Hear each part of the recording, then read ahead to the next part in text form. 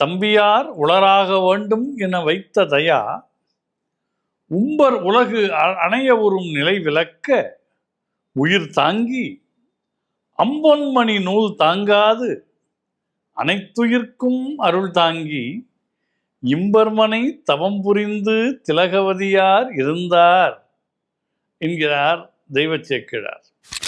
கூற்று ஆயினவாறு விளக்ககலீர் கொடுமை பல செய்தன நானறியேன் ஏற்றாய் அடிக்கே இரவும் பகலும் பிரியாது வணங்குவன் எப்பொழுதும் தோற்றாது என் வயிற்றின் அகம்படியே குடரோடு துடக்கி முடக்கியிட ஆற்றேன் அடியேன் அதிகை கெடில வீரட்டானத்து உரை அம்மானே என்று கெடில நதி பாயக்கூடிய திருவதிகை திருத்தலத்தின் கரையிலே வீற்றிருக்கக்கூடிய அட்ட விரட்டானங்களில் ஒன்றாகிய இந்த திருத்தலத்தில் எழுந்தருள் இருக்கிற பெருமானே, யமன் வந்து பீடித்தது போல அழைப்பது போல யம வேதனையை இந்த வயிற்று வலி தருகிறது. இந்த பதிக வரிசையில் ரொம்ப அற்புதமாக ஒரு செய்தியை நாவுக்கரசராக ஆகப்போகிற நம்முடைய மருள்நீக்கியார் அருளுகின்றார். அவர் சொல்லுகிறார், ஏன் தெரியுமா நான் வெளியேறி போனேன்? என் வீட்டில் பெற்றோர் இல்லை, அக்கா துறவு ஏற்று விட்டார்கள், என்னை வழிநடத்துவதற்கு வீட்டில் யாரும் இல்லை, பெரியவர்கள் இல்லை. இன்றைய இளைஞர்களுடைய சிரமம் அதுதான். பெரியவர்கள் பேச்சு அவர்கள் கேட்பதில்லை. அவர்களுக்கு என்ன சொல்ல வேண்டும் என்று பெற்றோர்களுக்கும் பல பேருக்கு தெரிவதில்லை.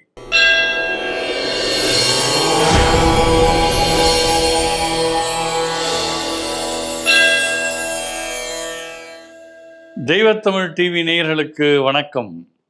அருளாளர்களும் ஞானிகளும் தங்கள் வாக்கால் மட்டுமின்றி தங்கள் வாழ்க்கையாலும் நமக்கு வழிகாட்டியவர்கள். எனவே நாயன்மார்கள் வாழ்வில் நடந்த ஒவ்வொரு சம்பவங்களும் நம் வாழ்க்கையை முறைப்படுத்துவதற்காகவே நிகழ்ந்தவை. திருநாவுக்கரசர் என்று கொண்டாடப்படுகிற அப்பர் சுவாமிகளுக்கு பெற்றோரிட்ட திருநாமம் மருள்நீக்கியார் என்பதாகும்.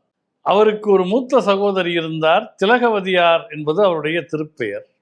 திலகவதியார் பிறந்து சில முறை ஆண்டு அகன்றதன் பின் என்று நாவுக்கரசர் பெருமானுடைய அவதாரத்தை தெய்வச்சேக்கிழார் குறிக்கின்றார்.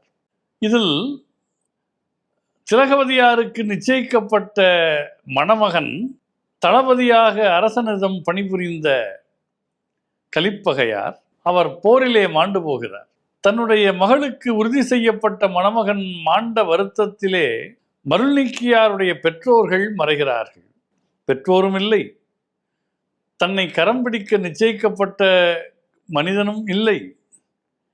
இனி தாம் இந்த உலகிலே வாழ்ந்து என்ன பயன் என்று கருதிய திலகவதியார் நெருப்பினை மூட்டி அதற்குள் இறங்குவது என்று முடிவு செய்தபோது அவர் அந்த நெருப்பு குண்டத்தை அணுகுகிற நிலையில் 2 பிஞ்சு கைகள் அவருடைய கால்களை கட்டி கொண்டு அக்கா அக்கா என்று அழுதன. குனிந்து பார்த்தால் சின்ன தம்பி மருள்நீக்கியார். அப்பா அம்மாவும் போய்விட்டார்கள், நீங்களும் போய்விட்டால் எனக்கு யார் இருக்கிறார்கள்? என்னை வேண்டுமானால் முதலில் நெருப்பில் இறக்கிவிட்டு பிறகு நீங்கள் இறங்குங்கள் என்று தம்பியார் கேட்க, தன் தம்பி வாழ வேண்டும் என்கிற அந்த பெரும் கருணையினால், பரிவால், அன்பால், பாசத்தால் இந்த உலக வாழ்க்கையை நீக்கி போக வேண்டும் என்கிற எண்ணத்தை விட்டுவிட்டு வேறு திருமணமும் செய்து கொள்ளாமல் எல்லா உயிர்க்கும் தாய்நிலையாகிய சந்நியாசத்தை ஏற்று ஒரு கன்னிமாடத்திலே திலகவதியார் வாழ்கிறார். தம்பியார் உளராக வேண்டும் என வைத்த தயா உம்பர் உலகு அணைய உறும் நிலை விளக்க உயிர் தாங்கி அம்பொன்மணி நூல் தாங்காது அனைத்துயிர்க்கும் அருள் தாங்கி இம்பர்மனை தவம் புரிந்து திலகவதியார் இருந்தார் என்கிறார் தெய்வச்சேக்கிழார். இந்த நிலையில் தன்னுடைய துயரத்தை மறக்கும் பொருட்டு பல்வேறு அறச்சாலைகளை இளைஞராக வளர்ந்திருக்கிற மருள்நீக்கியார் நிர்மாணிக்கின்றார். தண்ணீர் பந்தல், அன்னசத்திரம், நந்தவனம், திருக்குளம் என்று பலவற்றை அமைக்கிறார். காவலர்த்தும் குளந்தொட்டும் மேய்வின கடப்பாடு வழுவாமல் அவர் அதை செய்கிறார். அதை எப்படி செய்தார் என்றால், காசினியில் பெயர் விளங்கச் செய்தார் என்று சேக்கிழார் அருளுகிறார். இது பற்றி விரிவாக நாம் பின்னால் இன்னொரு அத்தியாயத்தில் பார்க்க இருக்கிறோம். அப்போது அவருக்கு ஏற்பட்ட சில மனக்குழப்பங்கள், தடுமாற்றங்கள் காரணமாக சமண மதத்திலே சென்று சேர்கிறார். சமண மதத்திலே போய் சேர்ந்துவிட்ட தன்னுடைய தம்பி சைவத்துக்கு திரும்ப வேண்டும் என்கிற வேட்கையினாலே சிவபெருமானை தினமும் வழிபடுகிற போது தீபம் ஏற்றி தன் தம்பிக்காக திலகவதியார் வேண்டிக் கொள்ளுகிறார். தன்னுடைய தீவிர பக்தையாகிய திலகவதியாருடைய கனவிலே சிவபெருமான் தோன்றி, நீ ஒன்றும் கவலைப்படாதே, இது ஒரு தற்காலிகமான பிரிவுதான். ஏனென்றால் அவன் முந்தைய பிறவியிலேயே ஒரு முனிவனாக இருந்து என்னை அடைவதற்காக தவம் செய்தவன். முன்னமே முனியாகி எமையடைய தவம் முயன்றான் என்று பெருமான் அருளினார். அதனால் அவர் என்ன செய்தார் என்றால், சிவபெருமானுடைய திருக்கருணையினாலே மருள் நீக்கியார் அவர் இப்பொழுது சமண மதத்திலே சேர்ந்து சமணர்களெல்லாம் வியந்து பார்க்கக்கூடிய ஒரு பேரறிவாளராக வளர்ந்து தர்மசேனர் என்கிற திருப்பெயரை அவருக்கு தந்தார்கள். தர்மசேனர் என்பது எங்களையெல்லாம் விட மேலான நிலையில் இருப்பவர்களுக்கு என்று சமணர்கள் தருகிற பட்டமாம். தங்களின் மேலாம் தர்மசேனர் என்ற பட்டத்தை தந்தார்கள். மருள் நீக்கியார் இப்பொழுது என்ன ஆகியிருக்கிறார்? தர்மசேனர் ஆகியிருக்கிறார். இப்போது சிவபெருமான் அவருக்கு தீராத வயிற்று வலியை தருகிறார், சூளை நோயை கொடுக்கிறார். இந்த சூளை நோயை கொடுத்து பெரும் துக்கத்தில் துன்பத்தில் வலியில் அவர் உழல்கிறார்.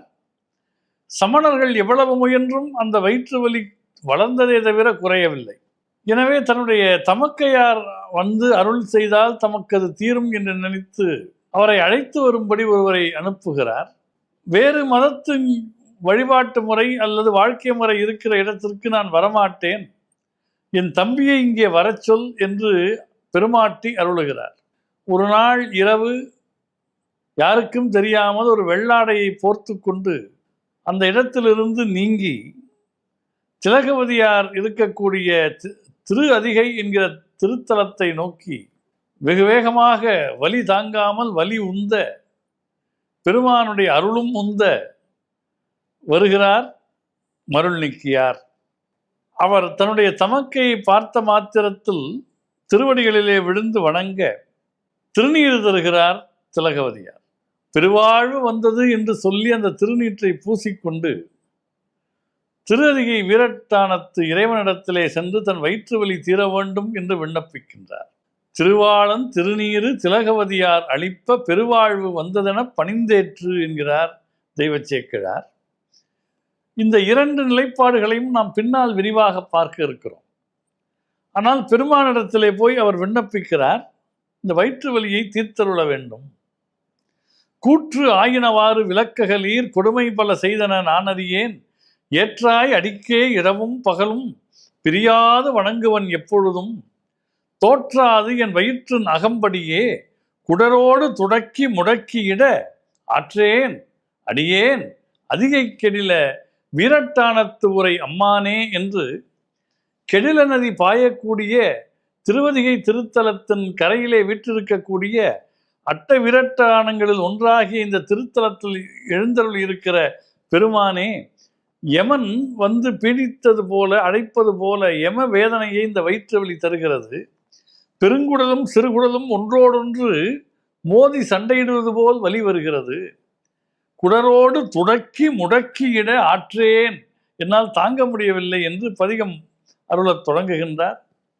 சலம் பூவோடு தூபம் மறந்தறியேன், தமிழோடு இசைப்பாடல் மறந்தறியேன், நலன் திங்கிலும் உன்னை மறந்தறியேன், உண்ணாமம் என்னாவில் மறந்தறியேன், உளந்தார் தலையில் பலிகொன்றுடல்வாய், உடலுள் ஒரு சூளை தவிர்த்தருளாய், அளந்தேன் அடியேன் அதிகை கெடில வீரட்டானத்துறை அம்மானே என்கின்றார்.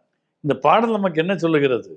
மனக்குழப்பத்தால் வேறு சமயத்துக்கு போய்விட்டாலும் கூட அவருடைய அடிமனம் உள்மனம் சிவசிந்தனையை மறக்கவில்லை. நலம் திங்கிலும் உன்னை மறந்தறியேன், உண்ணாமம் என்னாவில் மறந்தறியேன் என்கிற வரிகள் இதை புலப்படுத்துகின்றன.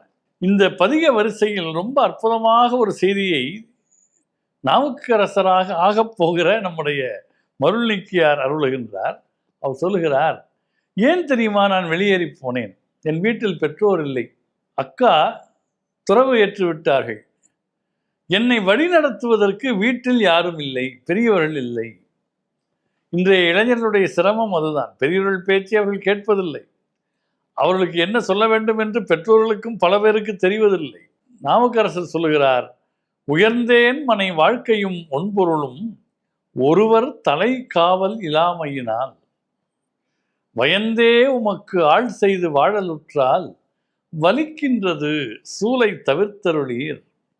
பயந்தே என் வயிற்று நகம்படியே பறித்து புரட்டி அறுத்தீர்த்திட நான் அயர்ந்தேன் அடியேன் அதிகை கெடில விரட்டானத்து உரை அம்மானே என்றெல்லாம் பாடி பெருமான் முறையிடுகிற போது அந்த பாடல்களை கேட்டு உள்ளம் மகிழ்ந்த சிவபெருமான் சூளை நோயை நீக்கி அருளியதோடு உன் பெயர் இனி திருநாவுக்கரசு என்று அருளுகின்றார்.